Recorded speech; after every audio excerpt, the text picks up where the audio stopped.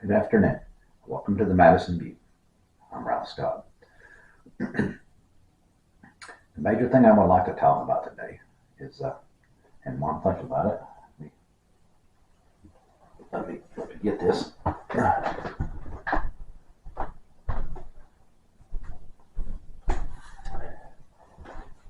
And as you can see, remember I said Jeffersonian.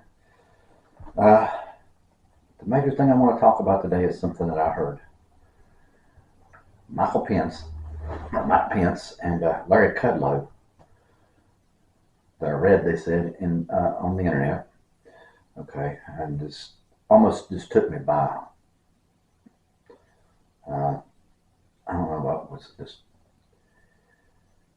purely political or whatever it was. I'm not quite sure the reason, but in my opinion, it's purely political. They're trying to stir up some kind of controversy to where somebody will vote for them. But basically what they said is that the United States Constitution does not protect the freedom of religion, or there is no such thing as freedom of religion under the Constitution of the United States. Okay, now my forefather, James Madison, wrote the Bill of Rights. Okay, now I'm going to read to you. Well, basically, the Bill of Rights is the first, the first part of the Constitution. Now, hold on just a second. I'm going to read to you the First Amendment.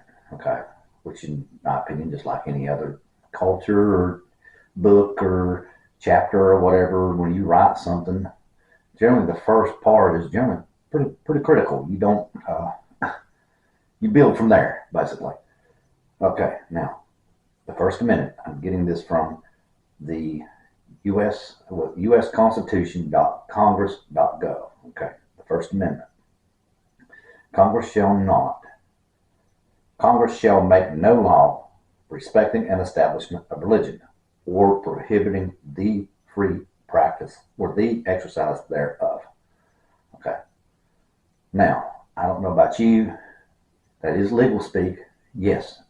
But I don't know about you, but when it says Congress shall make no law prohibiting the free exercise thereof, that means freedom of religion. And that also means that the government, our United States government, cannot sanction a religion. In other words, you have freedom of religion. You choose what you want to go to, what church you want to go to. You choose, the religion of your choice. The government cannot force that upon you, which is a tyranny. So therefore, it's unconstitutional to have a tyranny, a religious tyranny, or religious theocracy, the religious theocracy in the United States. It's against the Constitution. And here's another thing that Kudlow and a lot of people out there are trying to say, that the United States was not built as a Christian nation. Well, I don't know about you, but again, this is the First Amendment. Okay, now I'm going to count the words. 1, 2, 3, 4, 5, 6, 7, 8, 9, 10. Religion was mentioned. 11, 12, 13, 14, 15. 16 words. I might have miscounted one. But the first 15 to 16 words in the Constitution, in the first sentence of the Constitution, in the First Amendment, speaks of religion. Okay, and it speaks the fact that you have the right to freely worship as you choose, and the government cannot stop you from doing it, and they cannot establish a religion for you to worship. In other words, basically, our country is founded on freedom of religion. It's in legal speak. So Kudlow and Mike Pence can say as they wish to try and stir fear inside a community, in my opinion. There's a lot of people say that the United States needs to become a Christian nation. Well, I hate to tell you, it already is.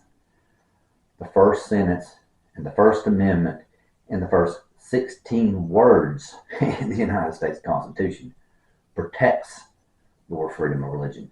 This country was founded on the freedom of religion. This country has grown under religion, and this country has grown under Christianity. Communities were formed around churches. People went to churches every Sunday or once a month, whatever they could to get away from their farms. And that's how they discussed with each other, and talked with each other. That's how communities grew.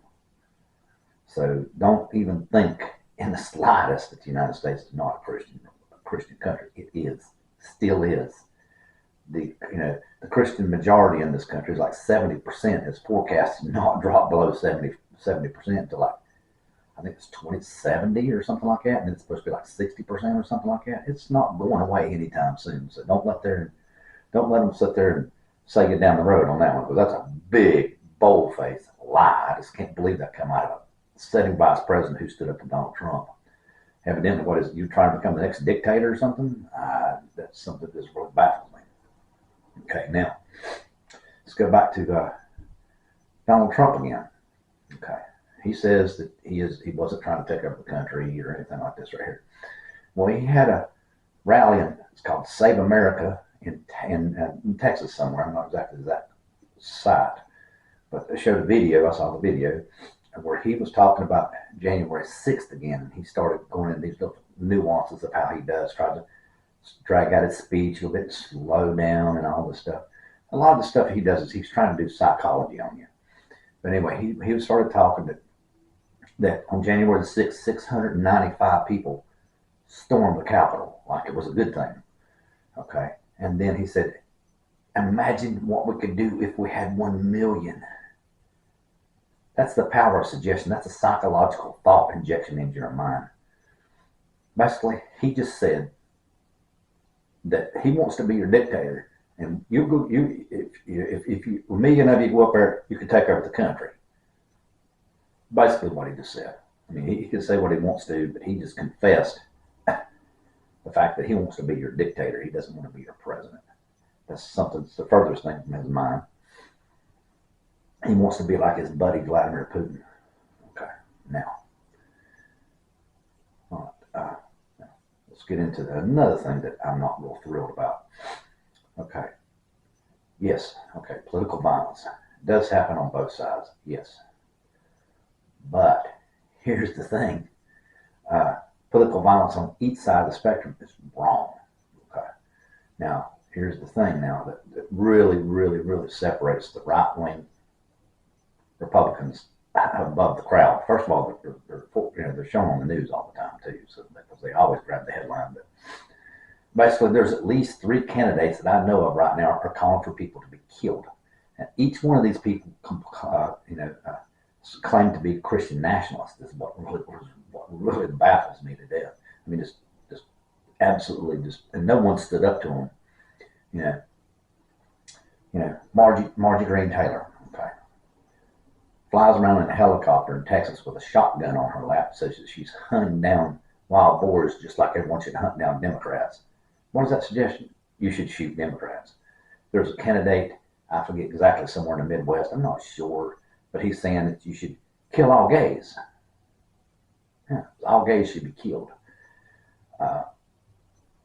Okay, right off the top of my head, I forgot the third one, but yes, I know there's another one out there. I can't remember exactly what it is. He's saying, I think people who get abortions should be killed, I think, right off the top of my head. I don't remember exactly.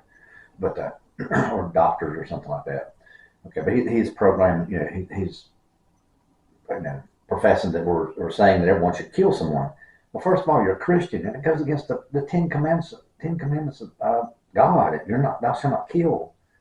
So, and then you're telling someone to go around and kill, and you profess to be a Christian. And every time you go out there and say to kill somebody, you're taking away somebody's son, somebody's daughter, somebody's father, mother, grandma, grandpa, whatever. You're hurting families in this country by your injection of hate is what you're doing. You're spreading a hate.